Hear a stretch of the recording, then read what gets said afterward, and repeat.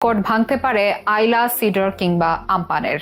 মে মাসের ঘূর্ণিঝড়ে ব্যাপক ক্ষয়ক্ষতি আর প্রাণহানির অতীত ইতিহাস আছে অনেক। এবার সেই মে মাসেই বাংলাদেশ মুখোমুখি হতে যাচ্ছে আরও একটি প্রলয়ঙ্কারী ঘূর্ণিঝড়ের।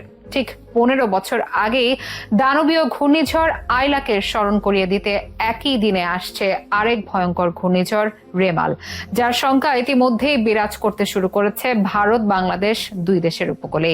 কতটা ভয়ঙ্কর হতে পারে এই রেমাল, বাংলাদেশে আঘাত করার সম্ভাবনাই বা কতটুকু, কবে জানা যাবে এর গতিপথের চিত্র? এসবের বিস্তারিত নিয়ে থাকছে এখনকার বিশেষ আপডেট।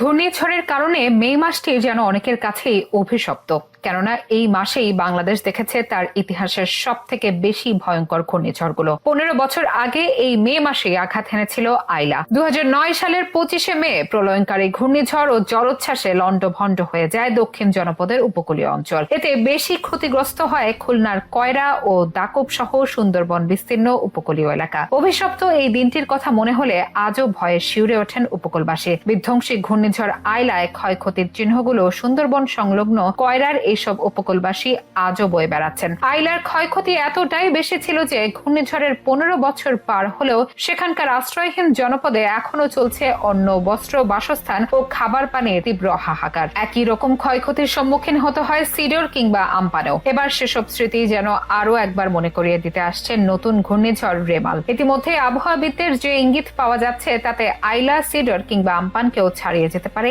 এই ঘূর্ণিঝড়। নিজের ভয়ঙ্কর রূপ দেখানোর পাশাপাশি লণ্ডভণ্ড করতে পারে উপকূল কিংবা দেশের অন্যান্য অঞ্চলকেও। জানা যাচ্ছে শক্তিশালী এই ঘূর্ণিঝড়টি চলতি মাসের শেষের দিকে পশ্চিমবঙ্গ ও বাংলাদেশের উপকূলীয় অঞ্চলে আছড়ে পড়তে পারে। বঙ্গোপসাগরে এরই মধ্যে ঘূর্ণিঝড়টির জন্য একটি উপযুক্ত পরিবেশ তৈরি হয়েছে, যা আগামী 20 মের মধ্যে গভীর নিম্নচাপে ঘনীভূত হয়ে ঘূর্ণিঝড়ের আকার নিতে পারে বলে ধারণা আবহাওয়াবিদদের। তবে ঘূর্ণিঝড়টির অভিমুখ কিংবা গতিপথ কোন দিকে তা এখনো নিশ্চিত হওয়া যায়নি। ঘূর্ণিঝড়টির সম্ভাব্য শক্তি নিয়ে আবহাওয়াবিদরা বলছেন, রেমাল ও 15 বছর আগের আইলা কিংবা 4 বছর আগের আমফানের মতো বিধ্বংসী হতে পারে। তবে এটির শক্তি কতটুকু কিংবা শেষ পর্যন্ত সুপার সাইক্লোনের রূপ নেবে কিনা তা জানতে আরো কিছুটা সময় লাগবে। ইতিমধ্যেই ভারত বাংলাদেশ দুই দেশের আবহাওয়া বিভাগ তীক্ষ্ণ নজর রাখছে এই সম্ভাব্য ঘূর্ণিঝড় সিস্টেমের উপর। ভারতীয় আবহাওয়া অফিসের পূর্বাভাস অনুযায়ী আগামী 20 মে দক্ষিণ বঙ্গোপসাগরে ঘূর্ণাবর্ত তৈরি হতে পারে। তাদের মতে সেটি সোজা উত্তর দিকে শক্তি বৃদ্ধি করবে, যা 24 মে একটি শক্তিশালী ও পূর্ণাঙ্গ ঘূর্ণিঝড়ের রূপ নিতে পারে। 25 মে সন্ধ্যার পর ঘূর্ণিঝড়টি পশ্চিমবঙ্গ বা বাংলাদেশের দিকে এগিয়ে আসতে পারে বলে জানিয়েছে ভারতীয় আবহাওয়া অধিদপ্তর। কানাডার সাসকাচুয়ান বিশ্ববিদ্যালয়ের আবহাওয়া ও